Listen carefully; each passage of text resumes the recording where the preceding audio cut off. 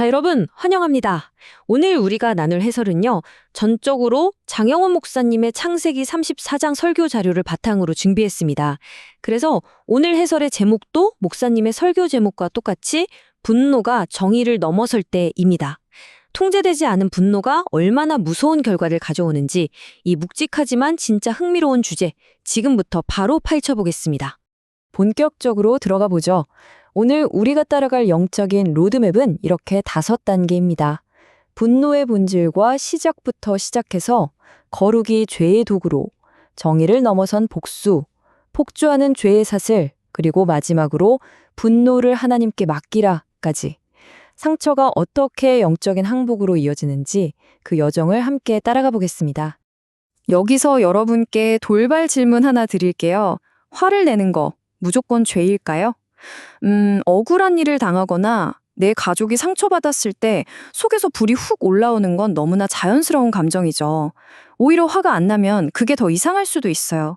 하지만 오늘 우리가 진짜 파고들 핵심은 바로 그 다음입니다.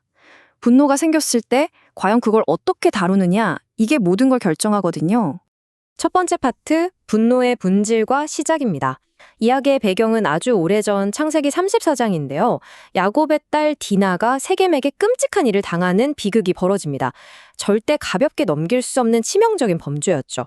디나의 오빠들, 그러니까 야곱의 아들들 속에서 거대한 분노가 치솟은 건 솔직히 누구라도 완벽하게 이해할 수 있는 당연한 시작이었습니다. 장 목사님 설교의 핵심 딜레마가 바로 이 부분에서 기가 막히게 드러납니다. 하나님께 맡긴 분노는요, 의로운 탄식이자 눈물의 기도가 됩니다. 그런데 반대로 내 손에 꽉 쥐고 있는 분노는 어떨까요? 그건 결국 복수가 되고 나를 찌르는 맹독이 되어버리죠. 처음엔 정의처럼 보였던 게 아슬아슬하게 선을 넘어버리는 순간이 바로 여기입니다. 다음 단계 두 번째 파트인 거룩이 죄의 도구로 넘어가 보죠. 디나를 욕보인 세겜과 그의 아버지 하몰은 뜻밖에도 평화조약을 제안합니다. 서로 통혼도 하고 잘 섞여 살아보자는 거죠. 겉으로만 보면 세겜이 디나를 진짜 사랑해서 책임지려는 것처럼 보였어요. 하지만 진짜 속마음은 완전히 달랐습니다. 성문에서 자기네 성읍 사람들을 설득하면서 하몰과 세겜이 내뱉은 진짜 속셈, 이거 한번 보세요. 그러면 그들의 가축과 재산과 그들의 모든 짐승이 우리의 소유가 되지 않겠느냐. 와, 소름 돋지 않나요? 세겜이 말한 사랑이나 평화라는 예쁜 포장지 뒤에는 야곱 가족의 막대한 재산을 싹 다 삼키려는 아주 치밀하고 사악한 계산이 깔려 있었던 겁니다. 분노가 탐욕과 섞이면서 모든 게 타락하기 시작한 거죠. 여기서 정말 뼈아픈 비극이 터집니다. 원래 할례는 하나님이 아브라함과 그 후손에게 주신 엄청나게 거룩한 언약의 표시잖아요. 그런데 야곱의 아들들은 할례를 받아야만 결혼할 수 있다면서 이 거룩한 신앙의 의식을 잔혹한 복수의 도구로 변질시켰습니다. 반대로 세겜 사람들은 남의 재산을 먹겠다는 그 얄팍한 탐욕 하나로 그 거룩한 걸 덥석 받아들였고요. 양쪽 다 가장 거룩한 것을 각자의 이기적인 목적과 죄를 위해 철저하게 이용해버린 겁니다. 세 번째 파트, 정의를 넘어선 복수입니다. 창세기 서사의 가장 섬뜩한 클라이맥스인데요. 세겜 남자들이 전부 할례를 받고 나서 제3일, 그러니까 상처 때문에 가장 고통스러워서 꼼짝도 못하고 누워있을 게였습니다. 디나의 오빠인 시므온과 레위가 칼을 들고 기습을 하죠. 그리고 하몰과 세겜은 물론이고 이 일과 전혀 상관없는 그 성읍의 모든 남자를 무참하게 학살해버립니다. 장 목사님 설교에 나오는 이 기가 막힌 비유를 한번 떠올려 보세요. 분노는 불과 같습니다. 우리가 잘 조절하는 가스레인지 불은 맛있는 요리도 하고 참 유용하잖아요. 하지만 통제를 벗어난 산불은 어때요? 진짜 모든 걸 다 태워버립니다. 그러니까 핵심은 불이 있냐 없냐가 아니라 그 불을 누가 조절하느냐입니다. 시므온과 레위의 분노는 이미 브레이크가 고장난 모든 걸 잿더미로 만드는 파격적인 산불이 돼버린 거죠. 이 수천 년 전의 사건은 신약 성경 에베소서 4장 26절 말씀이랑 아주 소름 돋게 맞아떨어집니다. 분을 내어도 죄를 짓지 말며 해가 지도록 분을 품지 말고. 화가 나는 감정 자체가 죄는 아니라는 거예요. 하지만 그 감정을 내버려둬서 속에서 부글부글 끓게 만들고 결국 죄의 문을 열어젖히게 두는 것, 그게 바로 치명적인 죄가 된다는 걸 명확하게 짚어주는 거죠. 야고보서 1장 20절도 똑같이 경고하고 있습니다. 사람이 성내는 것이 하나님의 의의를 이루지 못함이라. 인간의 분노라는 게 참 묘해요. 처음엔 하나님의 정의를 부르짖으면서 시작했는데 시간이 지날수록 어떻게 됩니까? 내 체면, 내 상처, 내 자존심 챙기기로 무게중심이 확 쏠려버립니다. 이렇게 자기중심적으로 변해버린 인간의 분노로는 절대로 하나님의 의로운 결과를 만들어낼 수 없습니다. 자, 이 슬라이드에서 정말 흥미로우면서도 뼈를 때리는 영적 포인트가 나옵니다. 우리가 분노를 기도로 바꾼다는 건요, 심판의 자리를 하나님께 온전히 내어드린다는 뜻이에요. 반대로 우리가 스스로 칼을 쥐고 나선다는 것? 그건 정말 위험하게도 오직 하나님만 앉으실 수 있는 심판자의 자리에 내가 떡하니 앉아버리는 겁니다. 시므온과 레위가 바로 그 자리를 뺏어 앉음으로써 오히려 정의를 완전히 망쳐버린 거고요. 네 번째 파트, 폭주하는 죄의 사슬로 가볼까요? 시므온과 레위의 끔찍한 복수국 이후 상황은 더 참담하게 굴러갑니다. 여기서 장 목사님이 던지시는 진짜 중요한 통찰이 있습니다. 바로 죄는 절대 혼자 오지 않는다는 사실입니다. 분노가 절제되지 않으면 상처를 치유하기는커녕 통제 불가능한 거대한 위기를 끌고 오거든요.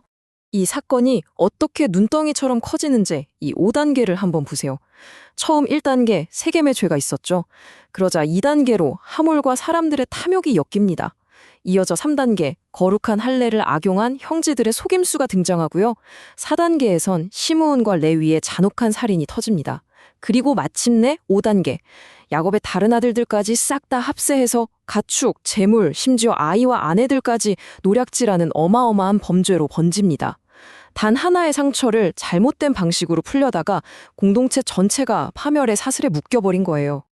이 미쳐 돌아가는 상황에서 아버지 야곱의 반응은 어땠을까요? 야곱은 아들들을 꾸짖기는커녕 너희 때문에 저쪽 사람들이 우리를 공격하면 어떡하냐, 우리 집안 다 망하겠다며 자기 안위만 걱정합니다. 그러자 아들들은 아니 동생이 그런 꼴을 당했는데 가만히 있습니까? 하면서 바락바락 대들죠. 아들들이 제기한 문제 자체는 맞아요. 하지만 이 집안에는 분노의 방향을 제대로 잡아줄 영적 리더십이 아예 없었습니다. 질문은 맞았지만 그걸 풀어가는 방식은 철저히 틀려먹었던 거죠. 자, 이제 오늘 해설의 마지막이자 가장 중요한 적용 단계입니다. 5번째 파트, 분노를 하나님께 맡기라입니다.